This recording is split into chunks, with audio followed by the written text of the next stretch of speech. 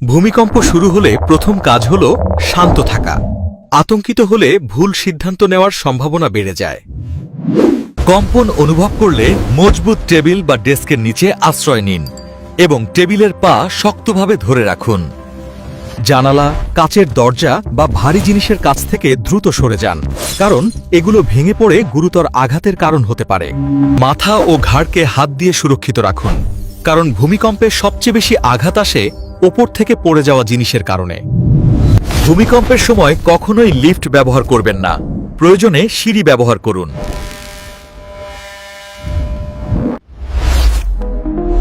Mobile charge save করে জরুরি বার্তা ও সরকারি নির্দেশনা পর্যবেক্ষণ করুন। ভূমিকম্প থেমে গেলে গ্যাস, বিদ্যুৎ ও পানি লাইন বন্ধ করে দিন, যাতে পরবর্তী দুর্ঘটনা এড়ানো যায়। কম্পন থামলে খোলা জায়গায় যান, উঁচু ভবন এবং বিদ্যুৎ লাইনের কাছ থেকে দূরে থাকুন। জরুরি অবস্থার জন্য একটি ইমার্জেন্সি কিট প্রস্তুত রাখুন, যাতে টর্চ, পানি, পাওয়ার ব্যাংক, বাঁশি ও প্রাথমিক চিকিৎসা উপকরণ থাকে। মোবাইল নেটওয়ার্ক বন্ধ থাকলে ব্যাটারি চালিত রেডিওতে জরুরি তথ্য শুনুন। ভূমিকম্পের সময় দৌড়াদৌড়ি করবেন না, শৃঙ্খলিতভাবে সিঁড়ি দিয়ে নামুন। বাড়ি ও অফিসে ভারী আলমারি বা তাকগুলো দেওয়ালে শক্ত করে আটকান, যাতে ভূমিকম্পে পড়ে না যায়। গাড়িতে থাকলে রাস্তায় থামুন এবং গাড়ির ভেতরে থাকুন। বাইরে পড়তে পারে এমন বস্তু থেকে দূরে থাকুন। ভূমিকম্পের পর ভাঙা বৈদ্যুতিক খুঁটি কিংবা ছেঁড়া তারের কাছ থেকে দূরে থাকুন।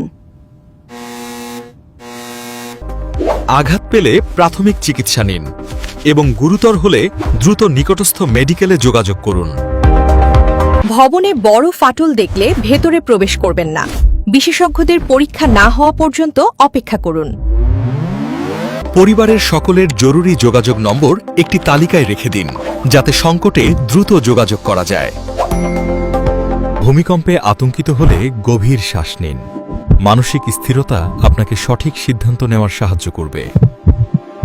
ভূমিকম্পের পর নিরাপদে সরে যাওয়ার পথ আগে থেকেই জেনে রাখুন, যাতে আপৎকালীন অবস্থায় দ্রুত সরে যেতে পারেন।